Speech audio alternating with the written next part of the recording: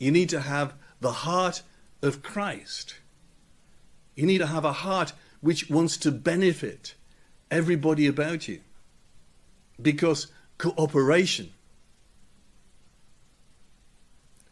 leads to benefit for the whole of humanity. And this has been encapsulated in a mathematical proof by John Nash. Again, this is Russell Crowe in the movies. He did this movie called A Beautiful Mind about John Nash, the mathematician, who proved that cooperation was beneficial in every part of life. Not like Adam Smith from The Wealth of Nations, who said private vices lead to public benefit, which is a satanic statement. It's by a person who doesn't have a heart. And if you don't have a heart, you might think, I've got this big problem with all these Jews, said Hitler. And he woke up one morning and said, I've got the solution! And the solution was to burn and kill all the Jews. And anyone who had a heart, nice song, anyone who had a heart would take me in his arms and love me too. So rather than putting his arms around all the Jews and all the people in the world and loving them, he had this fantastic idea that it would be really good to kill and burn all the Jews. And this is what happens when, like Commodus, the evil emperor, you are not a moral person. And my explanation for why people are not moral, why people want to do horrible things to other people, it's because they don't have a heart. Because their heart has been broken so many times. Because their heart has become blocked. Because their heart has become frozen with the fear of Medusa. And not only that, they don't have a conscience. They don't have a connection with the energies of God. And that energy, higher than the intellect, which descends like the dove from the soul, it's that conscience, that higher heart, which descends from above into the crown chakra of one who is king, which says, you didn't ought to do that.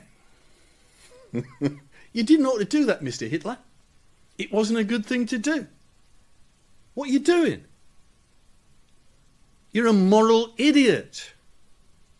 And when anybody talks about a psychopath, they say a psychopath is a moral idiot.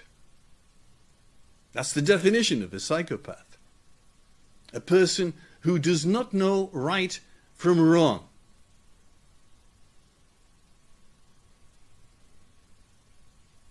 And how do we become frozen? How do we get our hearts frozen? How do we get our heart blocked with energy blockages? How do we get a block of ice above our heads which prevents the descent of the soul? How does that occur? It occurs through the Gorgon Medusa, the mind-filled manacles of fear, which locks you into the prison of your mind and does not allow you access to the energies of the sunlight, of the water, of the nutrition, to the energies of God. You are that seed.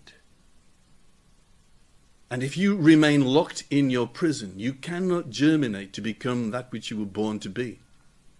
You cannot attain to self-mastery. All you can attain to is shame and fear of the mob, of the world. You become a bad king. You become a bad emperor. You become like Commodus.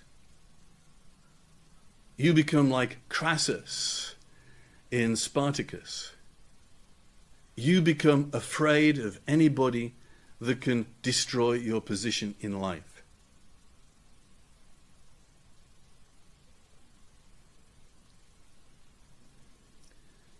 You are not all one.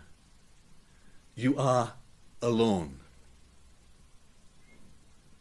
You are locked off from humanity in a prison called fear. And this is the Medusa. And if you have a big intellect, if you are not a moral man, you have 50 snakes around your head. And if you are a person of meager intellect, you have 1 or 2. The only difference is in the amount of damage that you can do.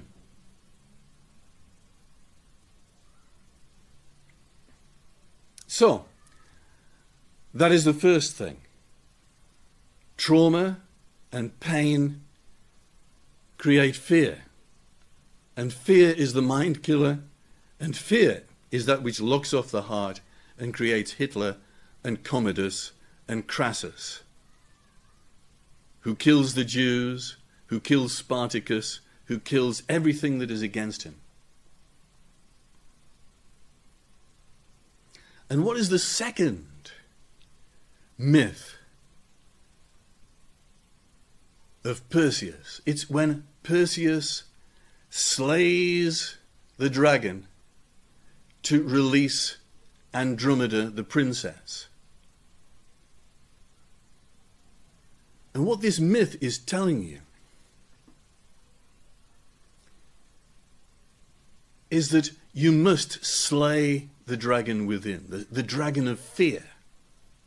The snake, the little snake, grows into a dragon, and it totally destroys you. And it's not just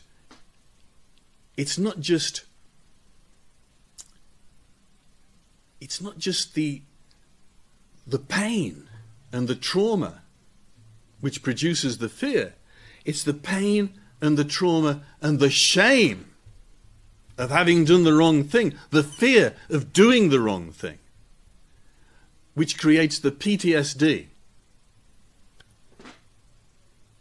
which so destroys a man with an open heart who is guilty at having done the things that he has done in war, who has seen the horrible things that have happened in war, which so create the shame, which so creates the fear of doing that shame again, which so locks you off in that prison of fear.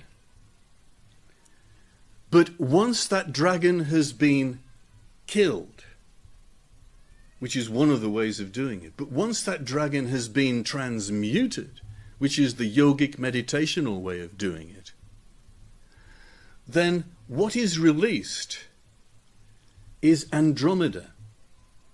Because we know that when you have a lot of pain and trauma in this lifetime, then it tends to make you more violent. You know, the poor children that go into bad families and they get beaten up by everybody, eventually they turn into criminals. And the reason they turn into criminals, in particular violent criminals, is because they've been beaten up, because they have a lot of pain and trauma which locks them into their lives. And the myth of Andromeda and the dragon and Perseus is telling you that when you dissolve the pain and the trauma associated with your old memories, what is released is the feminine.